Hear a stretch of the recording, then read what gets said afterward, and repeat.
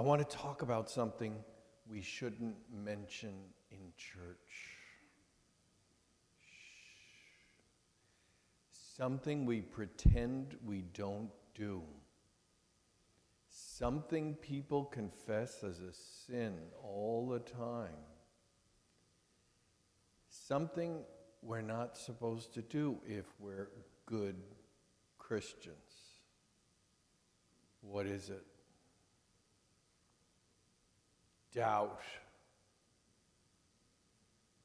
This guy looks like he's got a few doubts, right? As I use the word today, doubt, I'm specifically talking about the struggle to believe. Whether that be belief in God or belief in yourself. Struggle to believe. And somehow doubt has gotten a bad rap, right? I'm telling you, people confess it in the confessional all the time. The first thing I have to say is that is not a sin, right? The Apostle Thomas was a person of great faith. One slip up of doubt, and forever he's the doubting Thomas. So, how did that happen? Because is doubt such a bad thing? No. For crying out loud, Jesus' own family thought he was crazy, right? They thought he was a bit deranged. And they struggled to believe that, his message, the message like, blessed are the poor in spirit, blessed are the peacemakers and the meek. Jesus went around touching dead people and sick people. That's nuts. That was pure nonsense in a culture that considered the poor and the sick to be cursed by God or the devil.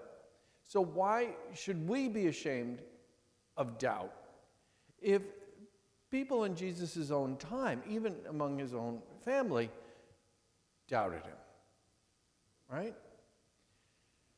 So doubt is not the worst thing in the world regarding faith. What is much worse than doubt is indifference.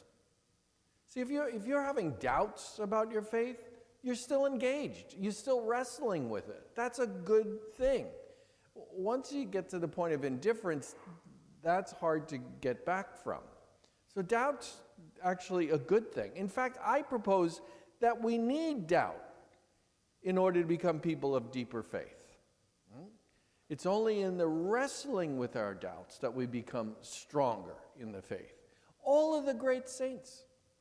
One of my favorite saints, Jane de Chantal, she called it the martyrdom of love. She was an incredible woman, during times of plagues, ministered to dying people, opened hospitals, founded a religious order. You read her writings, she battled doubt her entire life. But look at what she accomplished. Mother Teresa, exactly the same thing. Some 10, 15 years ago, her personal writings were published. And what were they full of? Doubt. Look what an amazing woman she was and what incredible things she did. All the time struggling with doubt. So for most of us, the experience of faith is indirect and imperfect.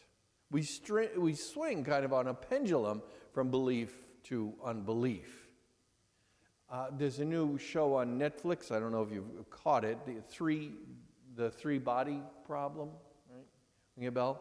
But there's a scene in it where the scientist is, listening. He's at a military listening station, and sits for years listening to what? Silence. And then all of a sudden, the shock of hearing a signal, from outer space. And he calls it a wow signal. Well, faith is often like that. Few exhilarating experiences, far and few between. I felt those exhilarating experiences, wow experiences of faith where you just feel directly, so deeply connected to God and to all of the cosmos and all of God's good creation. But daily faith isn't like that. Doubt invades the spaces between moments of deep faith. Those wow moments of the past are evidence in the present, which gives us hope for the future. So 3 points I want to make about the reality of people of faith, us, who often have doubts. And the first is, well, what is faith? What do we do about our doubt? And then, why should we believe? If we have doubts, why should we even bother struggling with them?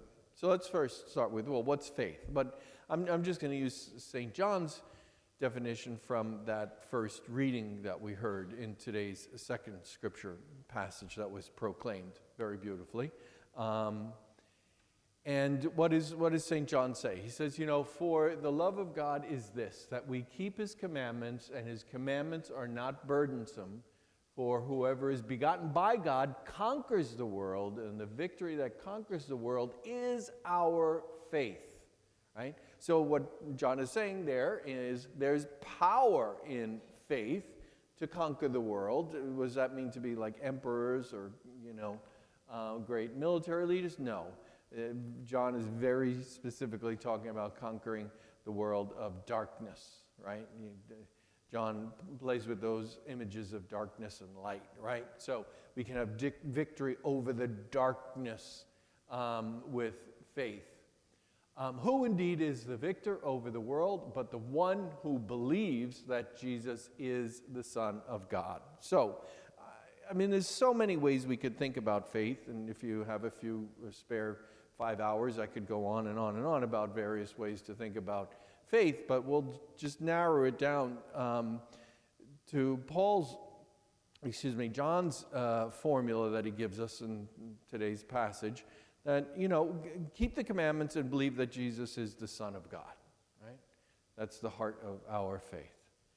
Now, it's essential to note that believing in Jesus is not just believing in a person of the past, right? A great historical person, but a person who is truly present, the real presence of Jesus in our midst.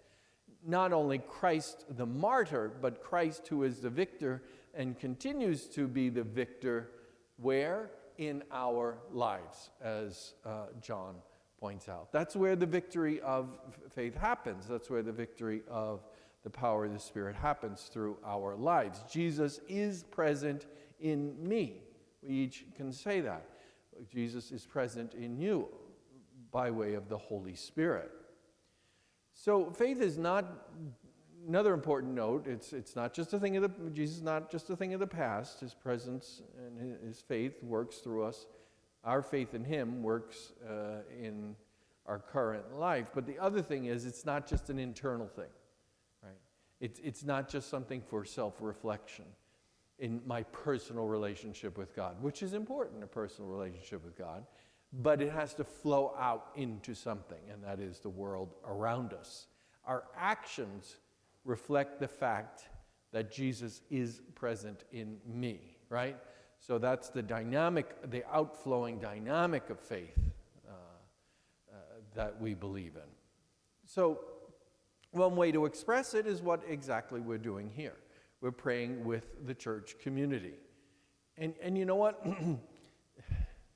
We might be tempted to say, I'm just really having a lot of doubts these days. I'm not going to church. Right? I've been there. I've done that. But where exactly do we need to be when we're having doubt? In the community, right? In the community of prayer. Because we can, sometimes my faith might be a little weak, and I need to borrow a little of yours. And maybe sometimes yours is a little weak, and you can borrow some of mine. And so that's why we need to be in community, in prayer. But for a minute, I want to talk about a special type of prayer that we are reintroducing here at Pius. For those of you who were here before COVID, remember that? Before COVID time, after Masses once a month, we had a prayer ministry. And that's really important because that's one way of expressing and receiving faith, right? Because faith is something we receive as well as express. So what's the prayer ministry? Prayer ministry is that after Mass, there'll be a couple teams of parishioners. They are prayer ministers. And if you have a particular thing that you would like them to pray for, just approach them and come on up and ask them for prayers. And if it's something very personal and you don't want to get into details, you don't have to. Just say, I've something very personal I need some prayers about, right? Or if you want to tell the prayer ministers what it is specifically you want them to pray for, that's fine too. But that'll be happening right after Mass. But that's part of, as I was saying, being part of a believing community, a faith community, because faith is not just something individual, personal. It also has its expression in how it pours out into how we treat one another, but also how we gather with one another and express that faith as a praying community. Now, that's our faith. And John, in that formula, kind of makes it sound simple. But our constant endeavor is to act on the fact that it is true. So, what do we do about doubt? Okay, so I'm having some doubts. What do I do? Well, it's kind of simple, but you just do it anyway. Right? It's like anything else in life that's a worthwhile endeavor, right? You do it anyway. What do I mean by that? Well, there are some days that you might wake up and you just don't feel like being a faithful parent or spouse or teacher or police officer or nurse or whatever. You don't feel like it. But you do it anyway, right? Because that's who you are. That's who you are. You do it anyway. I don't feel like it today, but some days you may not feel like going to school or playing on the team. But you know what? You do it anyway, regardless of how you feel. Don't want to scandalize anybody, but there have been a few days, not many, but there have been a few days where I woke up and just didn't want to be a pastor, right? So faith is like that. You may not feel like Jesus is present in you, but you act as if he is anyway. So faith is kind of like living life in reverse. Most things we want proof first, like Thomas in the gospel today, and then we'll act on the proof. Well, we also heard in the Gospels, blessed are those who believe but have not seen, right? That's living life in reverse. A person of faith advances with incomplete evidence, hoping that it will all make sense in the end. First act, then see, then feel. So, the next question, why should we even bother?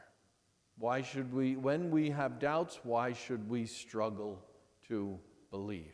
Well, because every temptation to doubt is an opportunity to define who we are.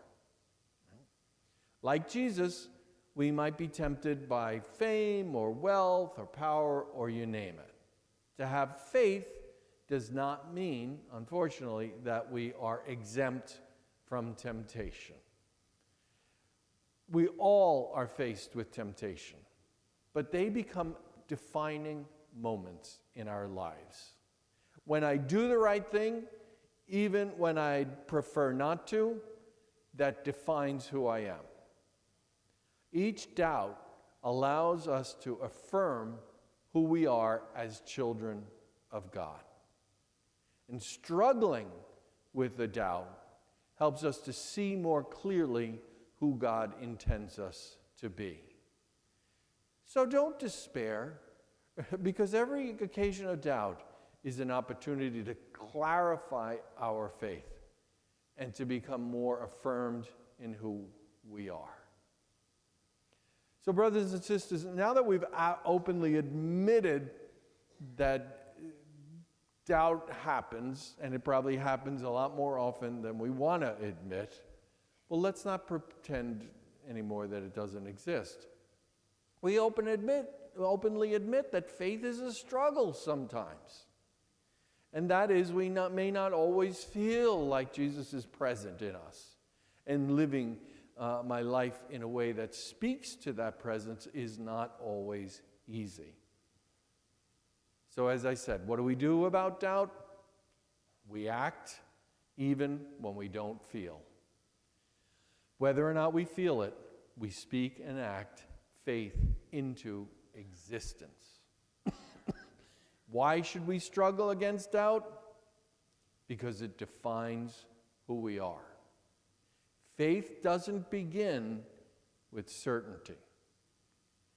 Deep faith begins in our struggles with doubt.